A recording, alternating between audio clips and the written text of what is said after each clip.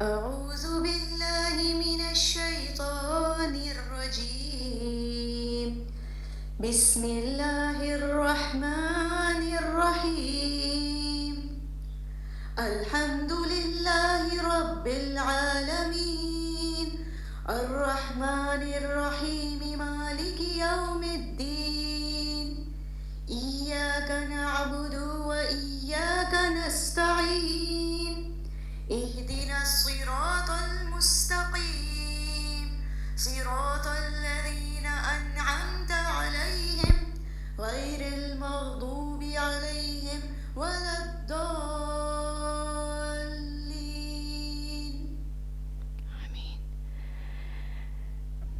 نحمده ونصلي على رسوله الكريم اما بعد فاعوذ بالله من الشیطان الرجیم بسم اللہ الرحمن الرحیم رب اشرح لی صدری ویسر لی امری واحلل عقدۃ من لسانی یفقهوا قولی رب زدنی علما اللهم فقهنا في الدين اللهم اجعلنا من الذين آمنوا وعملوا الصالحات وتواصوا بالحق وتواصوا بالصبر اللهم ثبتنا بلا إله إلا الله عند الموت.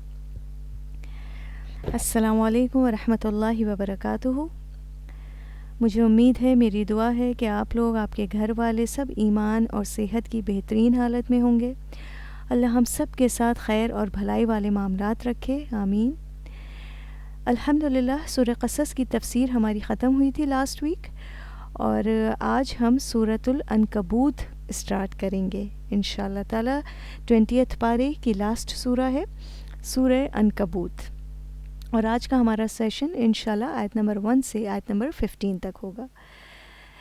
تو چلیے، اس سے پہلے کہ سورۃ العنکبوت کی تفسیر اسٹارٹ کریں، ہم یہ دیکھتے ہیں کہ سورۃ العنکبوت جو ہے یہ مکی صورت ہے، سورہ روم کے بعد نازل ہوئی ہے. اور اگر آپ لوگوں کو یاد ہو تو میں نے آپ لوگوں کو یہ بتایا تھا پہلے بھی کہ جو مکی صورتیں ہوتی ہیں ان کا ٹاپک موسٹلی آپ کو ایمان ثلاثہ کے بارے میں ملتا ہے.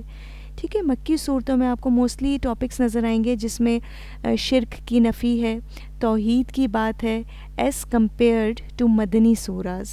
کیونکہ مکی صورتیں وہ صورتیں ہیں جو نبی صلی اللہ علیہ وسلم کی ہجرت سے پہلے نازل ہوئیں، جس دور میں نبی صلی اللہ علیہ وسلم کا سامنا کفار مکہ سے تھا جو کہ پورے طریقے سے شرک میں مبتلا تھے. اسی لیے مکی صورتوں کا مین ٹاپک آپ کو توحید کی دعوت اللہ اور شرک کی تردید ملتا ہے، اور یہی پیٹرن آپ کو سورہ عنکبوت میں بھی نظر آئے گا. تو چلیے اسٹارٹ کرتے ہیں سورہ عنکبوت. بسم اللہ الرحمن الرحیم. الف لام میم، حروف مقطعات سے اس کا اسٹارٹ ہوتا ہے. حروف مقطعات کے بارے میں ہم پہلے پڑھ چکے ہیں کہ یہ وہ حروف ہیں جن کے میننگز صرف اللہ جانتے ہیں، اور حروف مقطعات قرآن کے معجزہ ہونے کی دلیل ہیں کہ قرآن ان حروف سے مل کر بنتا ہے. ہمیں قرآن کی ڈفرینٹ سوراز میں حروف مقطعات نظر آتے ہیں، اور ہم یہ دیکھتے ہیں کہ جہاں کہیں بھی حروف مقطعات آتے ہیں ان کے فوراً بعد موسٹلی ہمیں کتاب کا ذکر ملتا ہے، جیسے کہ قاف والقرآن المجید، یاسین والقرآن الحکیم. اسی طرح سے اگر آپ سورہ بقرہ میں دیکھیں، الف لام میم ذالک الکتاب لا ریب فیہ. لیکن سورہ عنکبوت میں ایسا نہیں ہے، بلکہ سورہ عنکبوت میں ہم دیکھتے ہیں کہ حروف مقطعات کے بعد کتاب پر ایمان لانے کے بعد کے نتائج کا ذکر ہے. آیت نمبر 2 میں اللہ تعالیٰ فرماتے ہیں احسب الناس ان یترکوا، کیا سمجھ لیا ہے لوگوں نے کہ وہ چھوڑ دیے جائیں گے؟ ان یقولوا آمنا، اگر وہ کہہ دیں کہ ہم ایمان لائے، وہم لا یفتنون، اور وہ آزمائے نہیں جائیں گے. بہت ہی آپ کہہ سکتے ہیں خوبصورت آیت، ایسی آیت کہ جس پر ایمان لا کر ہمیں زندگی کی حقیقت سمجھ آ سکتی ہے. اس آیت میں سب سے پہلے تو آپ دیکھیے آ رہا ہے، تو جو ہے یہ حرف استفہام ہے، یعنی کوشچننگ ورڈ ہے.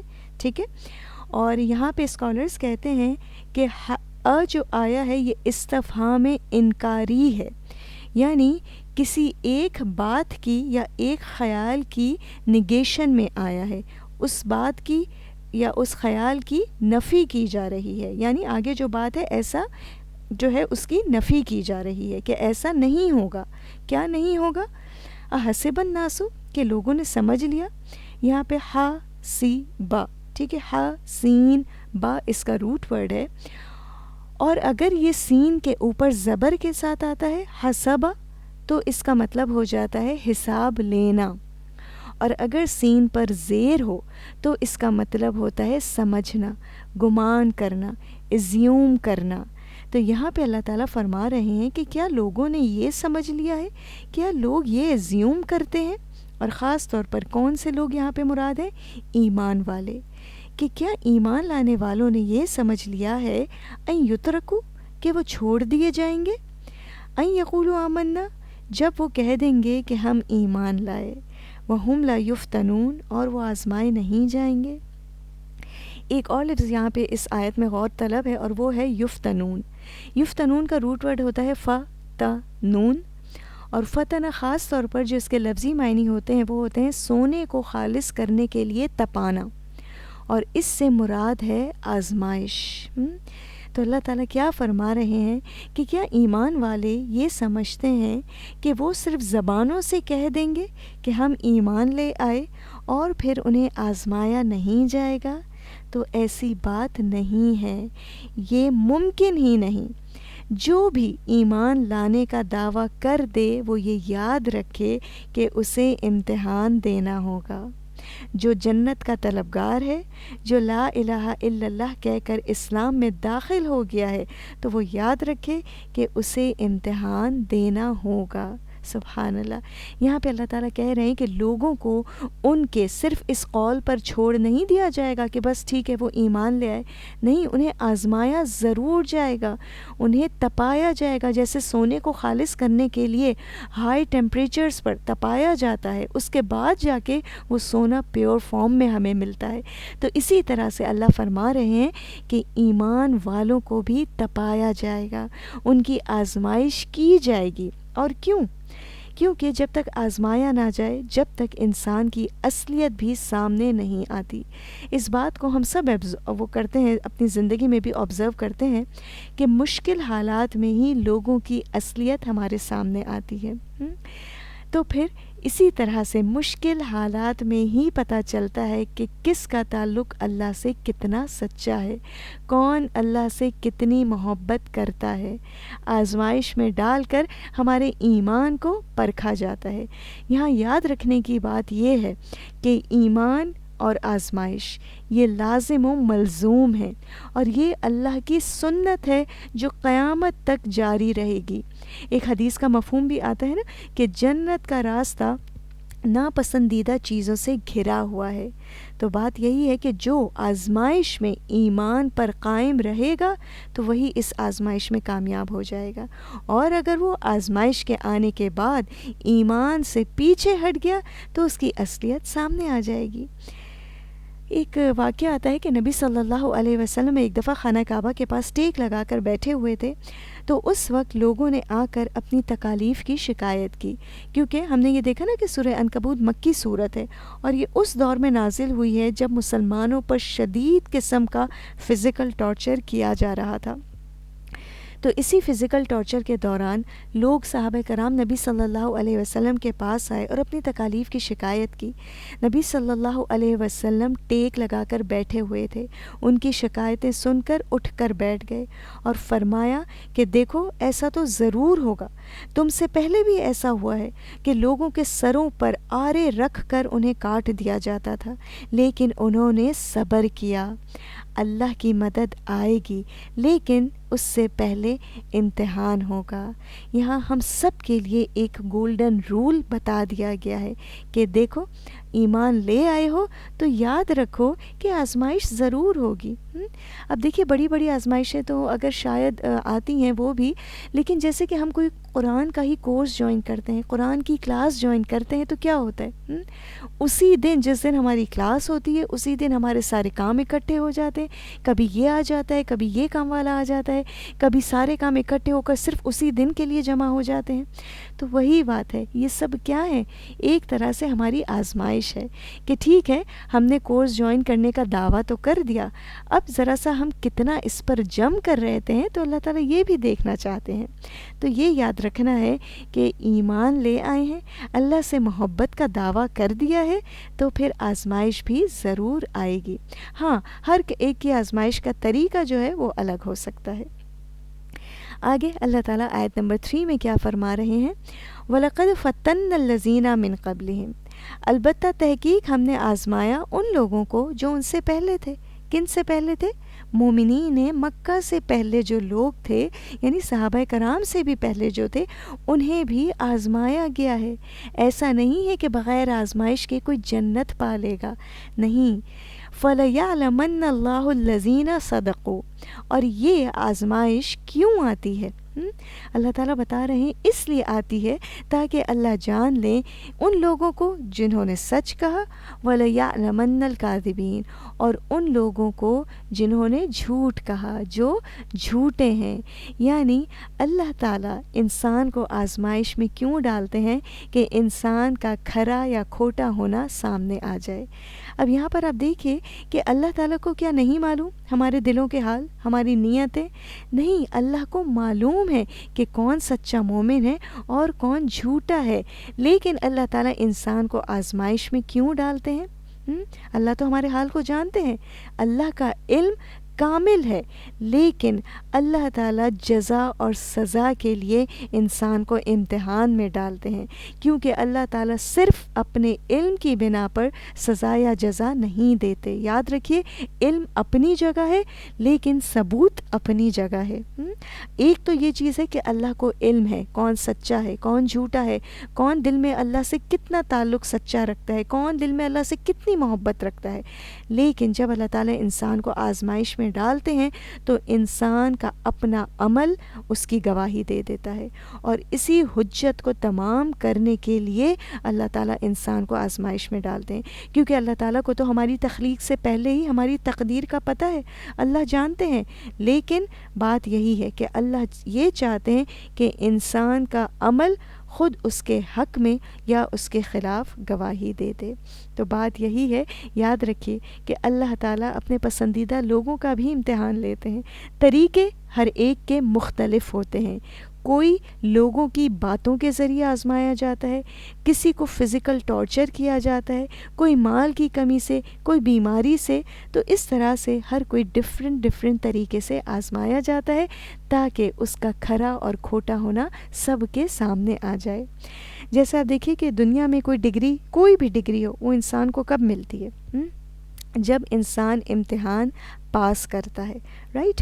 اگر کوئی استاد ہے، وہ اپنے اسٹوڈنٹ کو جانتا ہے کہ میرا اسٹوڈنٹ اتنا ہوشیار ہے، پڑھنے میں اتنا اچھا ہے، بہت اسمارٹ ہے، لیکن کیا صرف استاد کے جاننے سے وہ اسٹوڈنٹ کو ڈگری مل جاتی ہے؟ نہیں، استاد چاہے جتنا بھی جان لے اپنے اسٹوڈنٹ کو، کوئی فرق نہیں پڑتا۔ اس اسٹوڈنٹ کا ٹیسٹ میں حاضر ہونا اور ٹیسٹ کو پاس کرنا بھی ضروری ہے۔ تو بات یہی ہے، عام طور پر کیا خیال کیا جاتا ہے کہ جو شخص غلط کرتا ہے اسے سزا ملتی ہے۔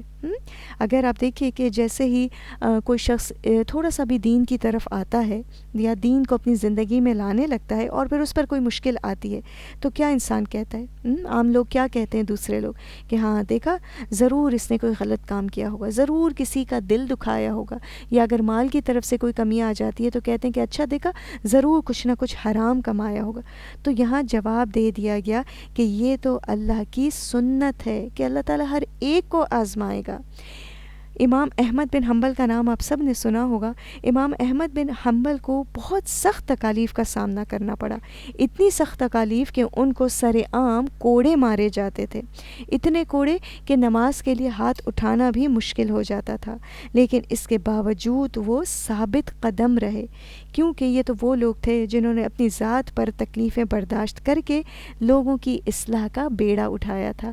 تو اب آپ یہ سوچئے کہ تکلیف جب ان پر آئی، جب انہیں فزیکل ٹارچر کیا جا رہا تھا، اگر وہ ایمان سے پیچھے ہٹ جاتے تو کیا ہوتا؟ کتنے لوگ جو ان کو فالو کر رہے تھے ان سب کے لیے وہ کیا رول ماڈل بنتے. تو وہی بات ہے، امتحان ہر ایک کا ہونا ہے، آزمائش ہر ایک کی آنی ہے. بظاہر ہمیں کچھ لوگوں کو دیکھ کر ایسا لگتا ہے کہ they have such a perfect life, their life is a bed of roses, لیکن یاد رکھیے ہر ایک کسی نہ کسی طریقے سے آزمائش میں مبتلا ہے، کیونکہ یہ اللہ کا طریقہ ہے. آگے آیت 4 میں اللہ تعالیٰ فرماتے ہیں ام حسب الذین یعملون السیئات، یا ان لوگوں نے سمجھ رکھا ہے جو برے عمل کرتے ہیں، ان یسبقونا، کہ وہ ہم پر سبقت لے جائیں گے، وہ ہم سے آگے بڑھ جائیں گے. ساء ما یحکمون، کتنا برا فیصلہ ہے جو وہ کر رہے ہیں. یہاں پہ آپ دیکھیے اس آیت میں جو سیئات کا لفظ آیا ہے یہ سیئتن کی جمع ہے، اور سیئہ کہتے ہیں کفر، شرک یا ہر قسم کے غلط عمل یا گناہ کے لیے آتا ہے. تو یہاں پہ اللہ فرما رہے ہیں کہ جو بھی برا عمل کرتا ہے کیا وہ یہ سمجھتا ہے کہ وہ ہماری پکڑ سے بچ گیا، وہ یہ سمجھتا ہے کہ وہ اللہ سے آگے نکل گیا؟ تو یاد رکھو ساء ما یحکمون، یہ تو بہت ہی برے فیصلے کر رہے ہیں. سو آپ دیکھیے آئی تھنک میں پہلے بھی بتا چکی ہوں کہ سو ہر اس چیز کو کہتے ہیں جو کرنے والے کو بدنما کر دے، یعنی ایسی چیز جسے آپ لوگ کو، جسے انسان کو دیکھنا بھی اچھا نہ لگے، کراہت محسوس ہو، ایسی ہر چیز کو سو کہا جاتا ہے. تو یہاں پہ برے عمل کا برا نتیجہ بتایا جا رہا ہے کہ یاد رکھو وہ لوگ جو سمجھتے ہیں کہ برائی کرنے سے کچھ نہیں ہوتا اور کیا وہ اللہ سے چھپ جائیں گے، تو وہ یاد رکھیں ساء ما یحکمون، کہ ایسا ممکن ہی نہیں ہے. کسی نے اگر چوری کر لی، کسی کے ساتھ زیادتی کر لی، کسی کا حق مار دیا اور اس کی پکڑ نہیں ہوئی، تو وہ یہ سوچتا ہے کہ کوئی بات نہیں، دیکھا ہماری تو پکڑ بھی نہیں ہوئی، اس کا مطلب کیا ہے کہ ٹھیک ہے ہم نے جو کیا وہ صحیح کیا. اور بعض اوقات ہمارے ساتھ بھی ایسا نہیں ہوتا کہ انسان ایسا سوچتا ہے کہ دیکھو وہ تو برا کر کے بھی اس کی تو پکڑ نہیں ہوئی، وہ تو برائی کر کے بھی کامیاب رہا، تو پھر تو وہی لوگ اچھے ہیں. لیکن بات یہ ہے کہ دنیا میں اگر پکڑ نہیں بھی آ رہی تو ایک دن تو ہے جو یوم الدین ہے. تو یہاں وارننگ دے دی گئی کہ ایسا نہ سمجھو کہ اللہ سے بچ نکلو گے، نہیں، یاد رکھو برائی کا انجام ہمیشہ برا ہی ہوگا. کہتے ہیں نا کہ دنیا مکافات عمل ہے، دیر سے ہی صحیح لیکن انسان اپنے اچھے کا اچھا بدلہ اور برے کا برا بدلہ ضرور پاتا ہے. ہاں لیکن آگے اللہ تعالیٰ فرما رہے ہیں من کانا یرجو لقاء اللہ، کہ جو کوئی بھی امید رکھتا ہے اللہ سے ملاقات کی. اب ذرا سوچیں کہ ہم سب امید رکھتے ہیں اللہ سے ملاقات کی، رکھتے ہیں نا؟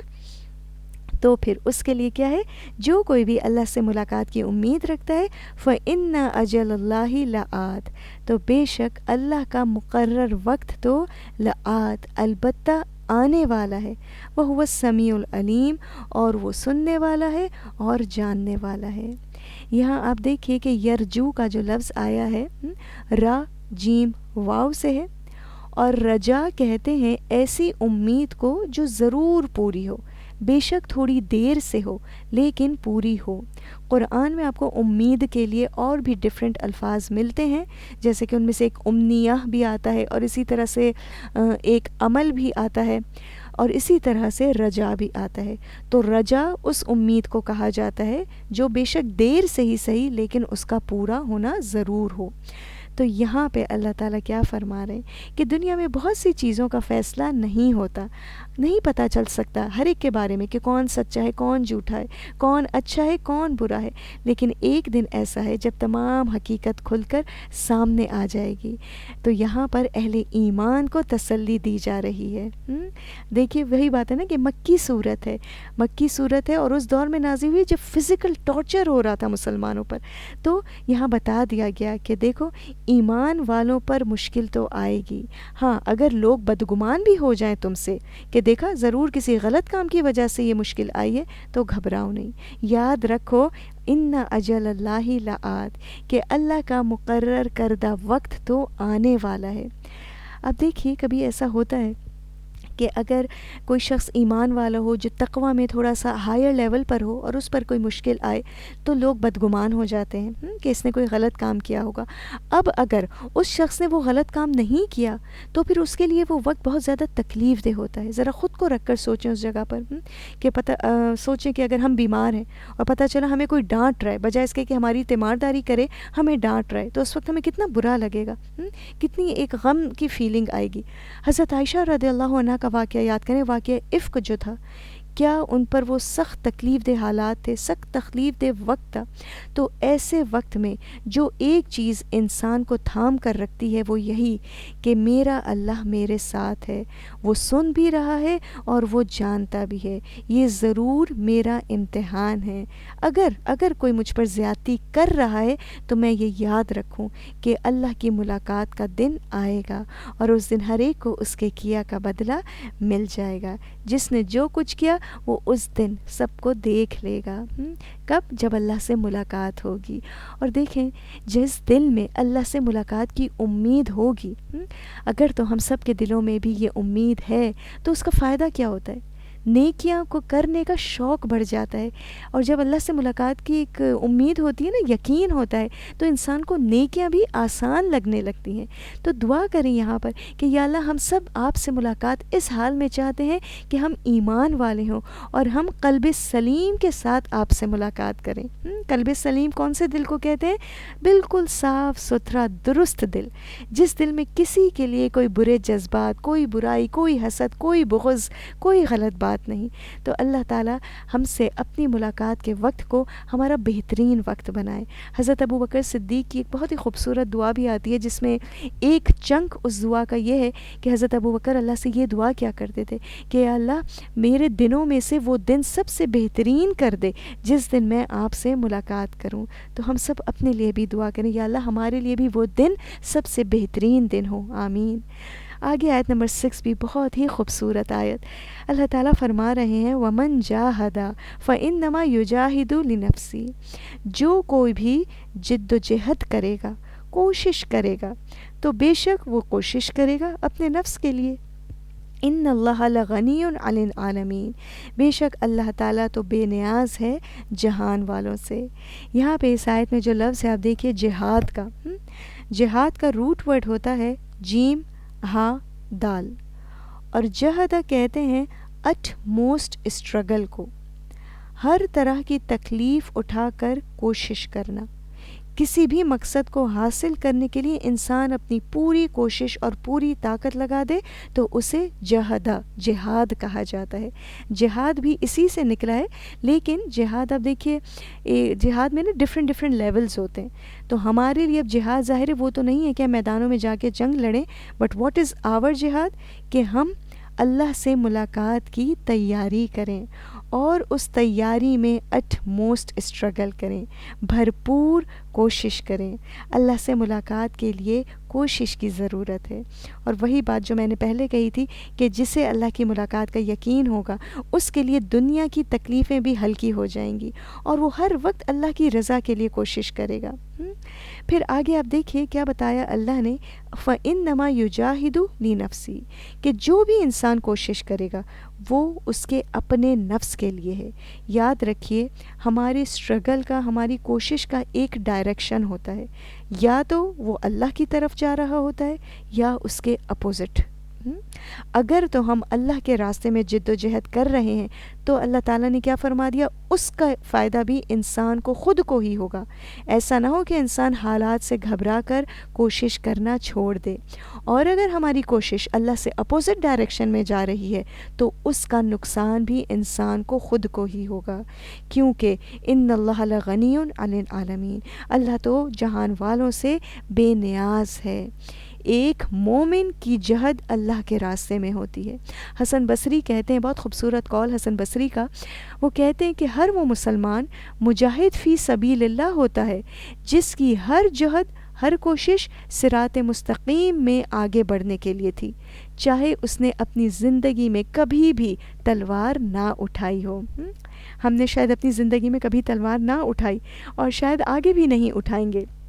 تو ہماری ہر کوشش اگر صراط مستقیم میں آگے بڑھنے کے لیے ہوگی تو ہمارا شمار بھی مجاہد فی سبیل اللہ میں ہو جائے گا۔ تو یاد رکھیے کہ انسان چاہے اچھا کرے یا برا کرے، اس کا فائدہ نقصان اس کا اپنا ہی ہے، کیونکہ اللہ تو بے نیاز ہے۔ اللہ کو ہماری عبادتوں کی، ہماری نمازوں کی، ہمارے سچ کی کوئی ضرورت نہیں، اس میں فائدہ انسان کا اپنا ہے۔ ایک اور جگہ قرآن میں اللہ تعالیٰ فرماتے ہیں ان احسنتم لانفسکم وان اسأتم فلہا، کہ اگر تم احسان کرو گے تو اپنے نفس کے لیے کرو گے، اور اگر تم برا کرو گے تو وہ بھی تمہارے اپنے نفس کے لیے ہی ہے۔ والذین آمنوا وعملوا الصالحات، اور وہ لوگ جو ایمان لائے اور انہوں نے نیک عمل کیے، ایمان لا کر نیک عمل کیے، صرف ایمان لا کر چھوڑ نہیں دیا بلکہ ایمان لا کر اس پر ثابت قدم رہے، اس راستے پر آگے بڑھے، مشکلات میں آ کے ایمان کو چھوڑ نہیں دیا بلکہ عمل صالح کرتے رہے۔ اب آپ دیکھ رہے ہیں یہ تمام چیزیں کس طرح سے کنیکٹڈ ہیں، کہ ایمان لا کر انسان پر آزمائش آئے گی، مشکل آئے گی، اب انسان اگر اس پر ثابت قدم رہتا ہے تو اور اپنی کوشش کو جاری رکھتا ہے اور عمل صالح کرتا رہتا ہے تو اس کا فائدہ کیا ہوگا؟ سبحان اللہ، لَنُكَفِّرَنَّ عَنْهُمْ سَيِّئَاتِهِمْ، ہم ضرور دور کر دیں گے ان سے ان کی برائیاں۔ لَنُكَفِّرَنَّ، کفر اس کا روٹ ورڈ ہے، اور کفر کا مطلب ہوتا ہے چھپا دینا، کسی چیز کو کور کر دینا، اس طرح سے چھپا دینا کہ جیسے کسی نے وہ برائی کی ہی نہیں۔ سبحان اللہ، آپ دیکھیں ایسا لگتا ہے نا کہ جب انسان نیک عمل کرتا جائے تو اس کی برائیاں ختم ہوتی جائیں گی، اچھائیاں برائیوں کو دور کر دیتی ہیں۔ جیسے کیا ہوتا ہے، آپ دیکھیے جب انسان شاور لیتا ہے تو کیا ہوتا ہے، اس کے جسم سے میل کچیل دور ہو جاتا ہے، اور پھر دوسرا فائدہ کیا ہوگا، وَلَنَجْزِيَنَّهُمْ أَحْسَنَ الَّذِي كَانُوا يَعْمَلُونَ، ہم ضرور جزا دیں گے بہترین عمل کی وہ کیا کرتے تھے۔ سبحان اللہ، یعنی ان کے نیک عمل کا انہیں بہترین بدلہ دیا جائے گا، ایک کے بدلے کئی گنا بڑھا کر انہیں جزا دی جائے گی، اچھے اعمال کا بہترین بدلہ۔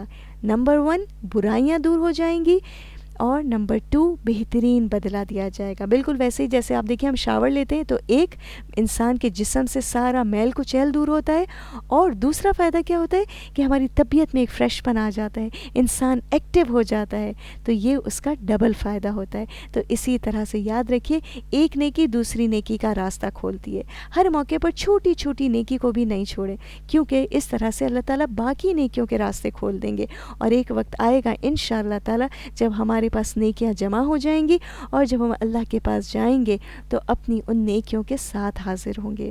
اسی طرح سے آپ دیکھیے کہ کچھ اسکالرز کے مطابق اس آیت میں احسن سے مراد جنت بھی ہے، کہ وہ لوگ جو ایمان لا کر نیک عمل کرتے رہیں، مشکلات میں آ کر ثابت قدم رہیں، ایمان سے پیچھے نہ ہٹیں، تو ان کے لیے پھر جنت کا وعدہ ہے۔ آگے آیت نمبر 8 میں اللہ تعالیٰ فرماتے ہیں وَوَصَّيْنَا الْإِنسَانَ بِوَالِدَيْهِ حُسْنًا، اور ہم نے وصیت کی ہے انسان کو والدین کے ساتھ بھلائی کی۔ وصیت کا مطلب ہوتا ہے تاکیدی حکم، بہت نرمی اور محبت کے ساتھ کسی کو ہدایت دینا، دیٹ از کالڈ وصیت، ٹھیک ہے، نرمی اور محبت کے ساتھ کسی کو سمجھانا۔ تو یہاں پر اللہ تعالیٰ فرما رہے ہیں کہ ہم نے انسان کو یہ تاکیدی حکم دیا ہے کہ وہ والدین کے ساتھ بھلائی کرے، احسان کا معاملہ کرے، کیونکہ یہاں پر اب آپ واپس سے اس صورت کے شان نزول کو ذہن میں رکھیے۔ اس صورت کا شان نزول کیا تھا؟ یہ صورت کیوں نازل ہوئی تھی؟ جب مسلمان مکہ میں تکالیف پر گھبرا رہے تھے، اور اسی طرح سے آپ دیکھیے کہ کچھ صحابی ایسے تھے جو جب اسلام لے آئے تھے تو ان کے والدین نے انہیں گھروں سے نکال دیا تھا، انہیں دھمکیاں دی تھیں، جس پر وہ بہت گھبرائے تھے۔ تو یہاں پر اللہ تعالیٰ فرما رہے ہیں کہ دیکھو والدین کے ساتھ بھلائی کرنی ہے، احسان کا رویہ کرنا ہے، ایسا سلوک کرنا ہے جو بہترین ہے، جو اپنی ذات میں بھی اچھا ہے، رویے میں بھی اچھا ہے، دیکھنے میں بھی اچھا ہے، اور حقیقت میں بھی وہ رویہ وہ سلوک اچھا ہو۔ ہاں لیکن کیا ساتھ اللہ نے بتا دیا وَإِن جَاهَدَاكَ لِتُشْرِكَ بِمَا لَيْسَ لَكَ بِهِ عِلْمٌ، اگر وہ دونوں زور ڈالیں کہ تم میرے ساتھ شریک کرو جس کی تمہارے پاس کوئی دلیل نہیں، کوئی علم نہیں، فلا تطعہما، تو تمہیں ان دونوں کی اطاعت نہیں کرنی ہے۔ الیہ مرجعکم، ہم میری ہی طرف لوٹنا ہے تم کو، فأنبئکم بما کنتم تعملون، تو میں بتا دوں گا تم کو ساتھ اس کے جو تم عمل کیا کرتے تھے، چاہے تم نے اچھا عمل کیا یا برا، دونوں کی خبر تمہیں مل جائے گی۔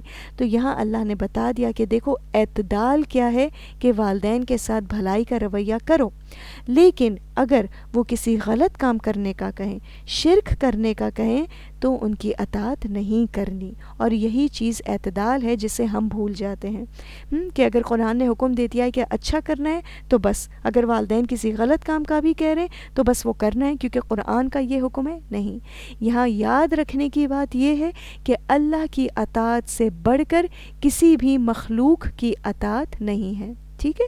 لا طاعت فی معصیت اللہ، کسی کی اطاعت نہیں ہوگی اللہ کی نافرمانی کر کے، چاہے پھر والدین ہیں، چاہے پھر ہسبینڈز ہیں، یا چاہے پھر کوئی بھی ایسا رشتہ ہو۔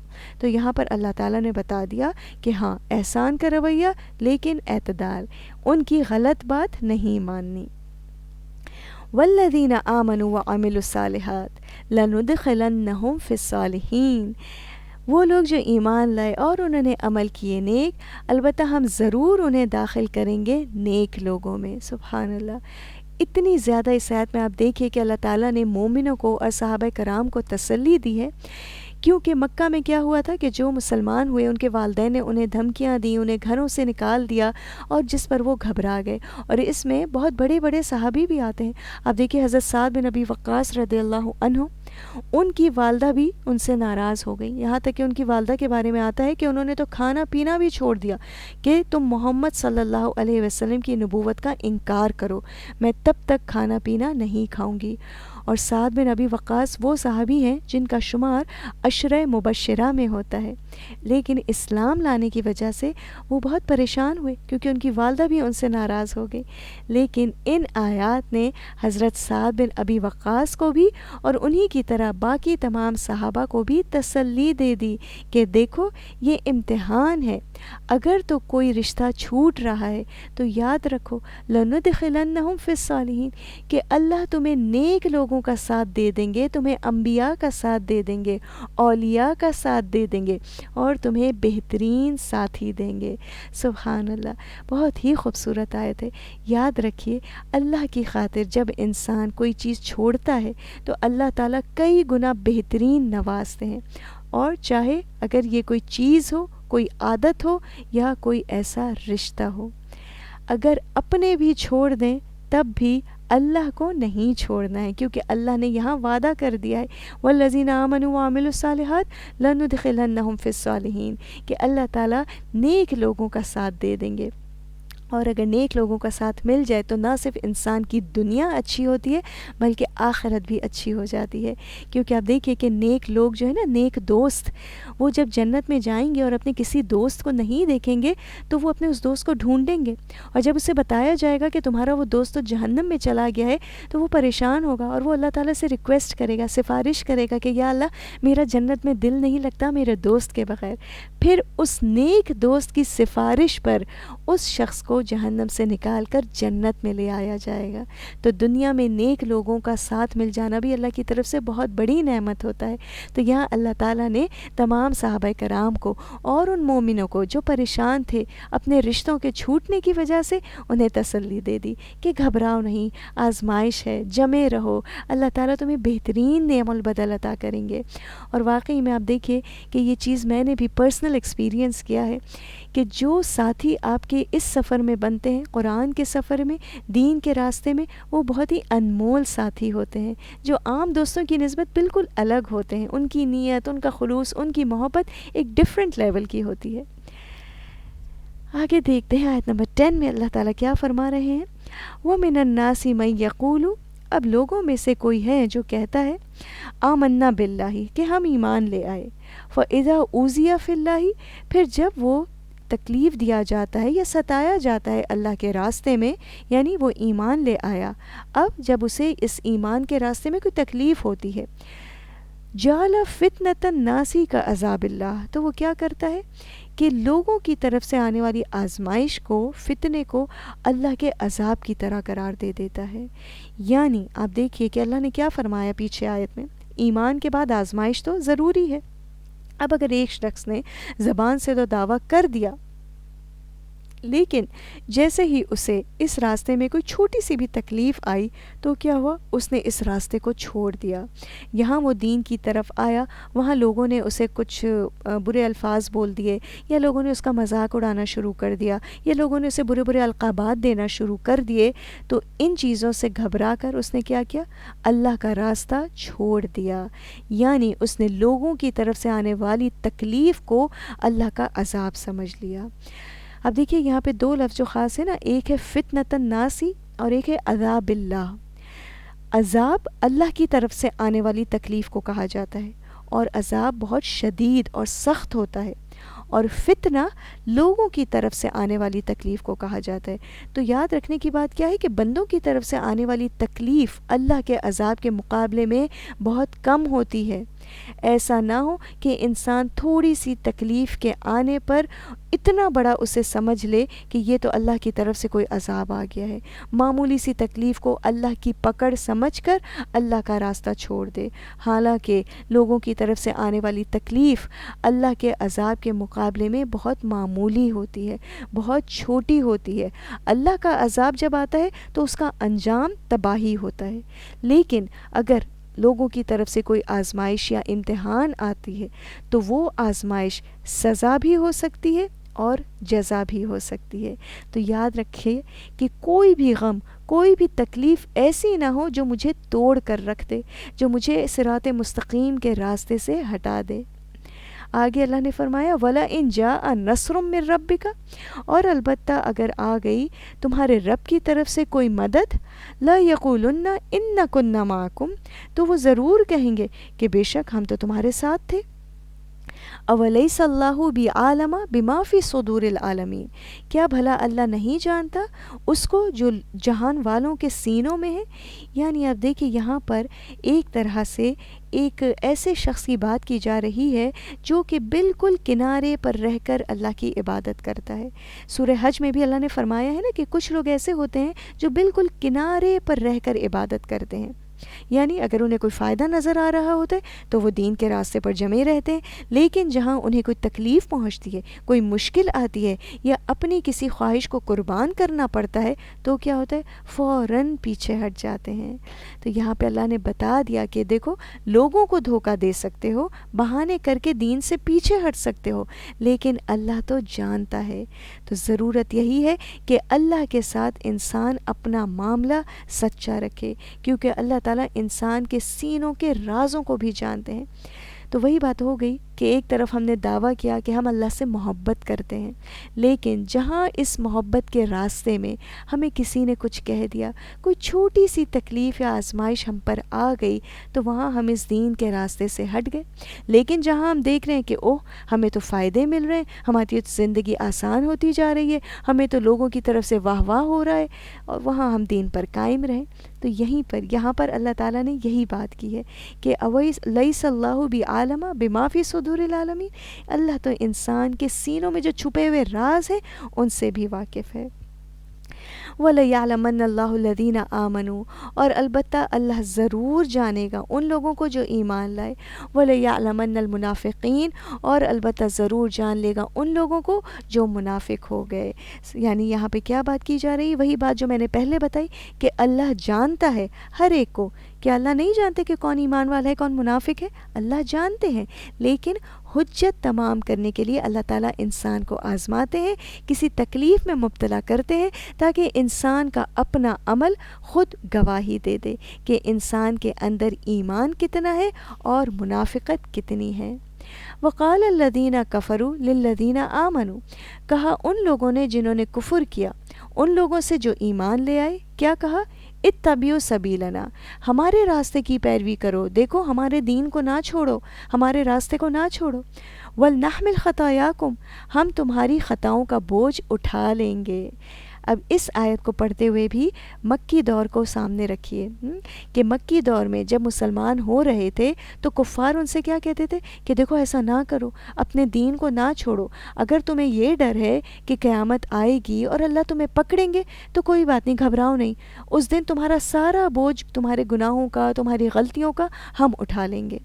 لیکن اللہ نے بتا دیا وَمَا هُمْ بِحَامِلِينَ مِنْ خَطَايَاهُمْ مِنْ شَيْءٍ کہ نہیں وہ اٹھانے والے ان کی اپنی خطاؤں میں سے کوئی بھی چیز، إِنَّهُمْ لَكَاذِبُونَ بے شک وہ تو البتہ جھوٹے ہیں، یعنی ہر شخص اپنا بوجھ خود ہی اٹھائے گا۔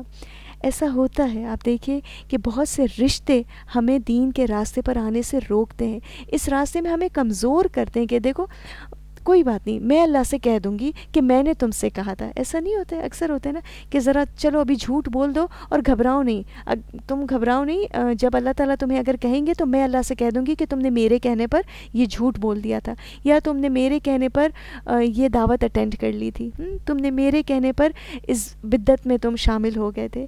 تو اللہ نے یہاں واضح الفاظ میں بتا دیا انہم لکاذبون، وہ تو جھوٹے ہیں، اس دن کوئی کسی کا بوجھ نہیں اٹھائے گا۔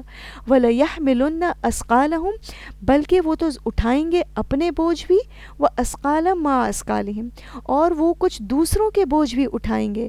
وَلَيُسْأَلُنَّ يَوْمَ الْقِيَامَةِ عَمَّا كَانُوا يَفْتَرُونَ اور البتہ ضرور وہ پوچھے جائیں گے قیامت کے دن اس چیز کے بارے میں جو وہ گھڑا کرتے تھے، یعنی جو غلط کام کرنے والے ہیں وہ قیامت کے دن اپنے بوجھ تو اٹھائیں گے، لیکن ساتھ ساتھ کچھ اور بوجھ بھی انہوں نے اٹھائے ہوئے ہوں گے۔ وہ کن کے ہوں گے؟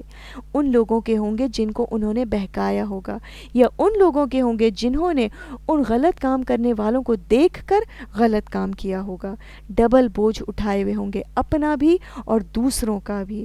اور قیامت کے دن ان سے پوچھا جائے گا کہ یہ جو تم یہ دعویٰ کرتے تھے کہ تم دوسروں کا بوجھ بھی اٹھا لو گے، ان کی غلطیوں کا بھی، تو تمہارا یہ دعویٰ کہاں ہے؟ چلو آج ان لوگوں کو ذرا چھڑا کے بتاؤ جن کے بارے میں تم یہ کہتے تھے کہ تمہارا بوجھ ہم اٹھا لیں گے۔ یاد رکھیے کہ جس طرح نیکی میں انسان کا حصہ ہے کہ اگر ہماری وجہ سے کوئی اور نیکی کرے گا تو اس میں ہمارا حصہ ہے، تو اگر ہماری وجہ سے کوئی غلط کام کرتا ہے، کوئی برا کام کرتا ہے، تو اس سے بھی انسان کو حصہ ملے گا۔ تو ضرورت یہی ہے کہ انسان اچھے کاموں میں ٹرینڈ سیٹر بنے، اچھے کاموں کا ٹرینڈ سیٹ کرے، تاکہ جب لوگ اس کو دیکھیں تو وہ اچھے عمل کی طرف، سیدھے راستے کی طرف روانہ ہوں، نہ کہ کسی غلط کام کے لیے۔ اور اب دیکھیے اس میں بڑی بڑی چیزیں نہیں، اس میں بہت چھوٹی چھوٹی چیزیں بھی آ جاتی ہیں۔ اکثر اوقات جو لوگ دین سے دور ہوتے ہیں وہ دین والوں کے اخلاق کی وجہ سے دور ہوتے ہیں۔ اسی طرح سے اب دیکھیے کبھی ہم کوئی کام کرتے ہیں نا، جب ایک دفعہ جب ہمارے سامنے قرآن کھل گیا تو پھر لوگ کیا سمجھتے ہیں کہ ہم تو بڑے دین والے ہو گئے، اب وہ ہمارے ہر عمل پر نظر رکھے ہوئے ہوتے ہیں۔ اب اگر ایسے میں ہم کوئی عمل کرتے ہیں، چاہے وہ کوئی چھوٹے سے چھوٹا عمل ہو، آج کل آپ دیکھیے سوشل میڈیا کا زمانہ ہے، سپوز کریں کہ میں اگر قرآن کی تعلیم دے رہی ہوں یا قرآن کا علم حاصل کر رہی ہوں، اب اگر میں فیس بک پر اپنی کوئی تصویر لگا دیتی ہوں جس میں میں نے پردے کا کوئی خیال نہیں کیا ہوا بلکہ زیب و زینت کی نمائش ہے، یا کسی خاص اینگل سے، بے شک میں نے حجاب پہنا ہے لیکن میں نے کسی بہت ہی خاص اینگل سے تھوڑی سی کوئی پوزنگ کرتے ہوئے اپنی تصویر ڈال دی، سپوز کریں۔ اب اگر میری اس تصویر کو دیکھ کر کوئی یہ کہے کہ دیکھو یہ تو قرآن والے ہیں اور انہوں نے ڈالی ہے تو پھر میں بھی ڈال سکتی ہوں، اور اگر اس نے بھی ڈال دی تو کیا ہوگا؟ چھوٹی سی بات ہے لیکن اس کی مثال اس لیے دے رہی ہوں کہ یہ چیز بہت عام ہے، سوشل میڈیا کا زمانہ ہے، تو اس وجہ سے جو وہ غلط کرنے والا گناہ کما رہا ہوگا اس کا تو اپنا گناہ اس کے سر ہے، لیکن اگر اس نے مجھے دیکھ کر یہ کیا تو میں بھی اس کے گناہ میں سے حصہ پاؤں گی، خدا نخواستہ۔ تو ضرورت یہی بات کہ انسان اپنے ان چھوٹے چھوٹے اعمال پر بھی نظر رکھے، خاص طور پر جب وہ دین کا، قرآن کا علم حاصل کر رہا ہو، ایک طالب علم ہو، کیونکہ وہی بات جو اللہ نے فرما دی کیا کہ کوئی اس دن کسی کا بوجھ نہ اٹھائے گا۔ وَلَقَدْ أَرْسَلْنَا نُوحًا إِلَىٰ قَوْمِهِ اور البتہ تحقیق ہم نے بھیجا نوح علیہ السلام کو اس کی قوم کی طرف، فَلَبِثَ فِيهِمْ أَلْفَ سَنَةٍ تو وہ ان میں ٹھہرا رہا 1000 سال، إِلَّا 50 عَامًا لیکن 50 سال کم، یعنی 950 سال نوح علیہ السلام اپنی قوم میں رہے اور تبلیغ کرتے رہے۔ لیکن ہوا کیا؟ فَأَخَذَهُمُ الطُّوفَانُ وَهُمْ ظَالِمُونَ، پکڑ لیا ان کو طوفان نے اور وہ ظالم تھے۔ کون؟ ان کی قوم۔ نوح علیہ السلام پوری انسانیت کی طرف بھیجے گئے تھے، یعنی اس وقت اس دنیا میں جتنے لوگ تھے ان سب کے لیے نوح علیہ السلام کو بھیجا گیا تھا۔ ادریس علیہ السلام کے بعد آئے تھے، اور نوح علیہ السلام نے 950 سال تک تبلیغ کی تھی، لیکن صرف 80 کے قریب لوگ ایمان لائے تھے۔ ان کی قوم نے کسی بھی طرح ان کی بات نہیں مانی، انہیں بہت تنگ کیا، physical torture, mental torture, verbal torture, ان کا مذاق اڑاتے تھے، اور کسی بھی طریقے سے اپنے اس نبی کی، اپنے اس رسول کی بات نہیں مانی، جس کے بعد اللہ تعالیٰ نے فرما دیا کہ برے کام کرنے والوں کا انجام بھی پھر برا ہوا۔ فَأَخَذَهُمُ الطُّوفَانُ، انہیں طوفان نے پکڑ لیا، کیونکہ وہ ظلم کرتے تھے۔ کیا ظلم تھا ان کا؟ شرک۔ ٹھیک ہے، یہاں پہ شرک کرنے والوں کو ظالم کہا جا رہا ہے، اور نوح علیہ السلام کے بارے میں ڈیٹیل سے ہم پہلے ڈسکس کر چکے ہیں، اس لیے یہاں میں بہت زیادہ ڈیٹیل میں نہیں جا رہی ہوں۔ فَأَنْجَيْنَاهُ وَأَصْحَابَ السَّفِينَةِ، ہم نے اس کو نجات دی۔ کس کو؟ نوح علیہ السلام کو اور کشتی والوں کو، جو 80 لوگ ان پر ایمان لے آئے تھے اور جنہیں نوح علیہ السلام نے کشتی میں سوار کیا تھا۔ اللہ تعالیٰ فرما رہے ہیں کہ ہم نے انہیں نجات دی۔ وَجَعَلْنَاهَا آیَةً لِلْعَالَمِينَ، اور ہم نے بنا دیا اس کو ایک نشانی جہان والوں کے لیے۔ اب یہاں پر یہ جو جعلناہا میں ہا کی ضمیر ہے، ہا سے کچھ اسکالرز کہتے ہیں کہ اس سے مراد پورا نوح علیہ السلام کا قصہ ہے، کہ یہ پورا قصہ جو ہے یہ ایک نشانی ہے، ایک عبرت ہے۔ اور کیا عبرت ہے اس میں؟ کیا نصیحت ہے؟ کہ برے کام کا برا انجام۔ ہر وہ قوم جس نے اپنے رسول کو جھٹلایا وہ اللہ کی پکڑ سے بچ نہ سکی، اسے تباہ کر دیا گیا۔ اور دوسرے اسکالرز کہتے ہیں کہ اس سے مراد کشتی بھی ہے، جو نوح علیہ السلام کی کشتی تھی، اللہ تعالیٰ نے اس کشتی کو بھی جہان والوں کے لیے ایک نشانی بنا دیا، جیسے کہ فرعون کی ڈیڈ باڈی کو ایک نشانی بنا دیا، اسی طرح سے اس کشتی کو بھی۔ اب دیکھیے آج بھی جو ترکی اور رشیا کی جو بارڈر ہے اس کے پاس کہا جاتا ہے کہ ایک بہت ہی اونچا سا پہاڑ ہے جسے آئی تھنک کوہ ارارت یا ارارات کہا جاتا ہے، اور اس کے اوپر سے جو پلینز گزرے ہیں انہوں نے یہ کہا کہ ہم نے اس پہاڑ کی چوٹی کے اوپر ایک کشتی جیسی چیز دیکھی، اور پھر اس کو مزید جب ڈسکور کیا گیا تو یہ پتہ چلا کہ بہت بڑی ایک کشتی ہے جس کی سائز بہت بڑی ہے، اور اسے اس پہاڑ کی چوٹی پر آبزرو کیا گیا ہے۔ تو اب آپ دیکھیے جو اس پہاڑ کی چوٹی اس کے بارے میں آتا ہے کہ تقریباً 5000 فیٹ ہے، اونچی ہے یہ پہاڑ کی چوٹی، اور وہاں پر یہ کشتی ہے۔ اب اتنی اونچائی پر کشتی خود بخود تو نہیں پہنچ سکتی، نہ ہی کوئی انسان اسے لے کر جا کر وہاں رکھ سکتا ہے، تو واللہ عالم، اللہ زیادہ بہتر جانتے ہیں، ہو سکتا ہے یہ کشتی وہی ہو جس کے بارے میں اللہ نے 1400 سال پہلے بتا دیا کہ ہم نے اسے جہان والوں کے لیے ایک نشانی بنا دیا ہے۔ تو آج ہم اپنا تفسیر کا سیشن یہیں تک رکھتے ہیں، انہی آیات پر غور کریے۔ میں ان آیات کی تلاوت پلے کرتی ہوں، اور جب تلاوت پلے ہو تو اس میں کوشش کریے کہ جو ہم نے آج ترجمہ پڑھا ہے، جو تفسیر کی ہے، اس کو بھی اپنے ذہن میں دہراتے جائیے، ٹھیک ہے؟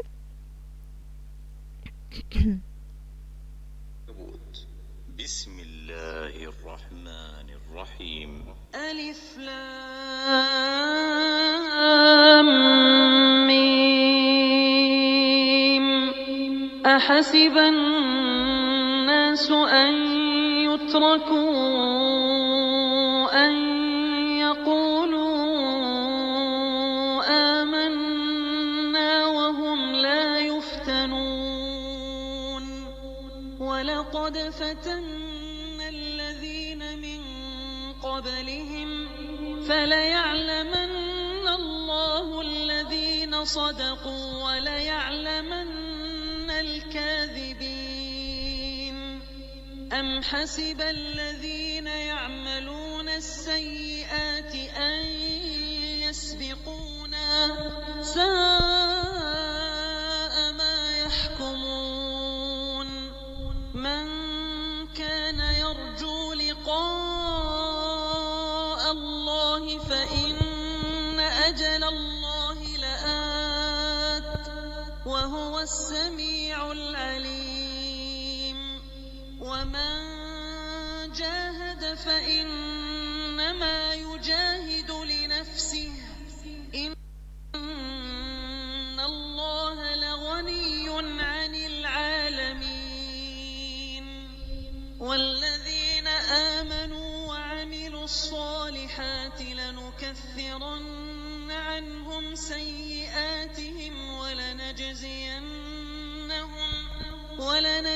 ولنجزينهم أحسن الذي كانوا يعملون ووصينا الإنسان بوالديه حسنا وإن جاهداك لتشرك بي ما ليس لك به علم فلا تطعهما إلي مرجعكم فأنبئكم بما كنتم تعملون والذين آمنوا وعملوا الصالحات لندخلنهم في الصالحين ومن الناس من يقول آمنا بالله فإذا أوذي في الله جعل فتنة الناس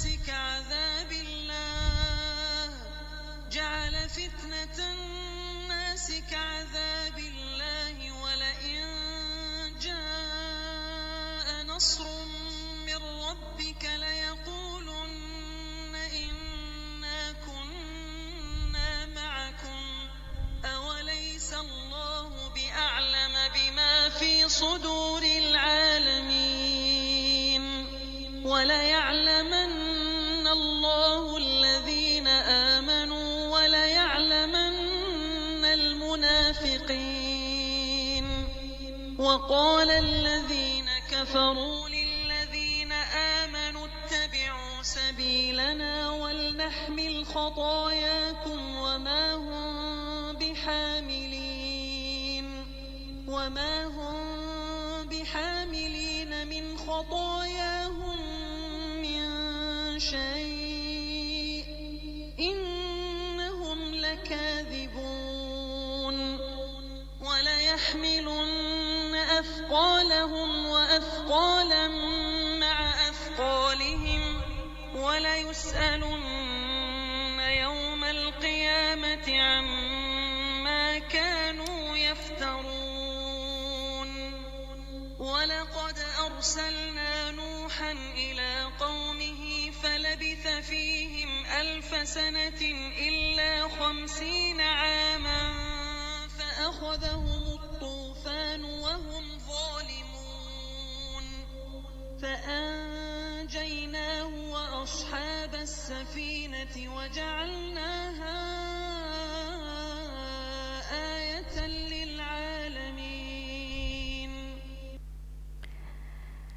الحمدللہ. جب یہ آیت کی تلاوت ہو رہی تھی اس وقت میرے ذہن میں ایک بات آئی جہاں پہ یہ بات آئی نا وَلَيَعْلَمَنَّ الَّذِينَ آمَنُوا وَلَيَعْلَمَنَّ الْمُنَافِقِينَ کہ ایک دفعہ آئی تھنک حضرت علی کے پاس شاید کوئی آیا تھا شخص کے اسی طرح کی کوئی بات تھی تو حضرت علی نے یہی جواب دیا تھا نا کہ جب تم کوئی سامان خریدتے ہو تو کیا تم ٹھوک بجا کر دیکھتے نہیں ہو چیک کر کے نہیں لیتے ہو تو بالکل اس نے کہا بالکل. تو اسی طرح سے اللہ تعالیٰ بھی دیکھتے ہیں ایک چیک کرتے ہیں کہ کون میری محبت کے دعوے میں ایمان کے دعوے میں کتنا سچا ہے. تو ہمارے لیے بہت بڑا لیسن ہے آج کے سیشن میں کہ آزمائشوں پر گھبرانا نہیں ہے یہ سوچنا ہے کہ اللہ مجھ سے محبت کرتے ہیں. اور ایک حدیث کا مفہوم بھی آتا ہے آپ دیکھیے اسی سلسلے میں کہ مفہوم یہ آتا ہے کہ اللہ تعالیٰ جس سے محبت کرتے ہیں اسے آزمائش میں ڈال دیتے ہیں. تو اللہ تعالیٰ سے دعا ہے کہ اللہ تعالیٰ ہم سب کو صراط مستقیم کے راستے پر ثابت قدم رکھے ہمیں ان لوگوں میں شامل فرمائے جو کہ جب اللہ تعالیٰ سے ملاقات کریں تو ان کا دل قلب سلیم ہو اللہ تعالیٰ ہم سے راضی ہو جائے ہم سے قبول فرما لے. وآخر دعوانا ان الحمد للہ رب العالمین سبحانک اللہم وبحمدک اشہد ان لا الہ الا انت استغفرک واتوب الیک. السلام علیکم ورحمۃ اللہ وبرکاتہ.